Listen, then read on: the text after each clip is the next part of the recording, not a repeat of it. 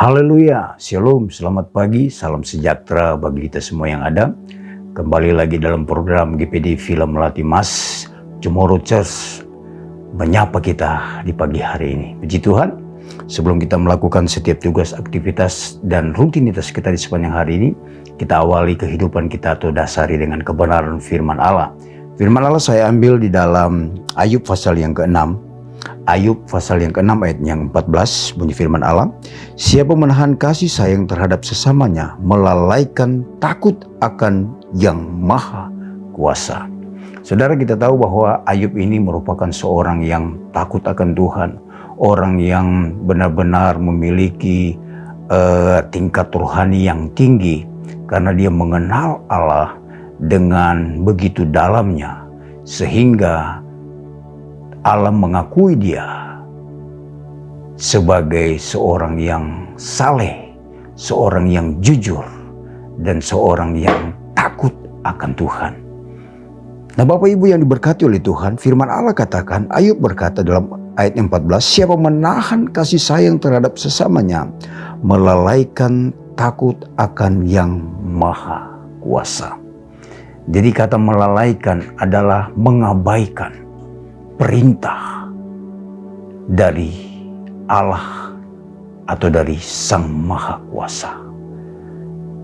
Jadi tidak boleh kita sebagai orang yang sudah percaya kepada Tuhan, kita melanggar perintah ini, karena ini merupakan satu perintah baru yang pernah dikatakan oleh Tuhan Yesus di dalam Injil Yohanes. Saudara, kalau kita baca dalam Injil Yohanes pasal yang ke-14, ayat yang Yohanes pasal yang ke-13 ayatnya yang ke-34. Saudara, kalau kita baca dalam Yohanes pasal 13 ayat yang ke-34, bunyi firman Allah seperti ini. Aku memberikan perintah baru kepada kamu, yaitu supaya kamu saling mengasihi sama seperti aku telah mengasihi kamu. Demikian pula kamu harus saling mengasihi. Dengan demikian semua orang akan tahu bahwa kamu adalah murid-muridku, yaitu jikalau kamu saling mengasihi. Artinya apa? Saling membantu satu sama lain, saling menolong satu sama lain. Bahkan terlebih apa? Kita mengasihi orang itu. Jikalau dia orang yang mungkin masih jauh dari Tuhan, kita harus memberikan satu teladan yang baik sebagai surat yang terbuka untuk memberikan satu karakter atau karakter ilahi yang ada dalam diri kita, untuk kita berikan merupakan satu cerminan rohani dalam kehidupan kita sehingga dia bisa berubah. Nah, itu merupakan satu bentuk kasih yang seperti kita lakukan, satu tindakan yang kita kerjakan sehingga dia menilai kehidupan kita adalah, Tuhan Yesus katakan seperti ayat yang ke-35, dengan demikian semua orang akan tahu bahwa kamu adalah murid-muridku, yaitu jikalau kamu saling mengasihi.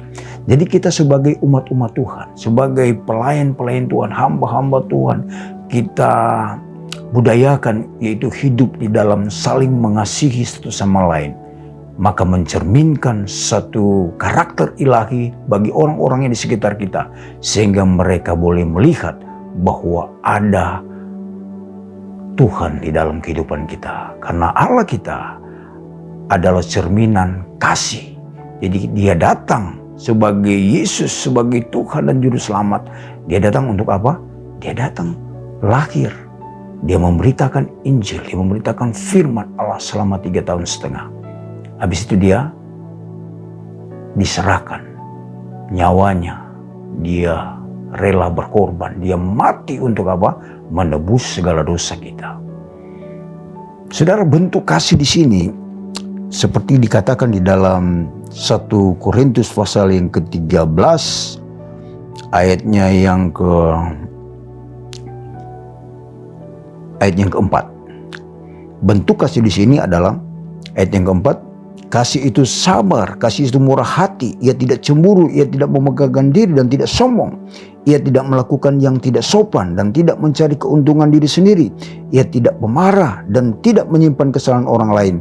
Ia tidak bersukacita karena ketidakadilan, tetapi ia bersukacita karena kebenaran. Ia menutupi segala sesuatu, percaya segala sesuatu, mengharapkan segala sesuatu, sabar menanggung segala sesuatu. Nah, ini merupakan satu definisi kasih.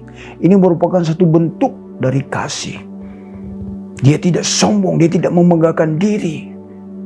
Nah, itu satu bentuk kasih, yaitu dia rela berkorban. Sama seperti Yesus, dia rela berkorban mati.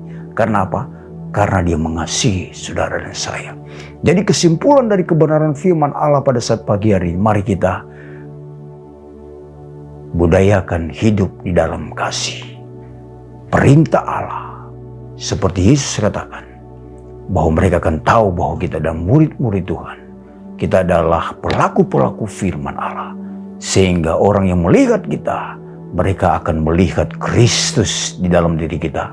Sehingga mereka boleh menjadi bagian di dalam kasih Tuhan.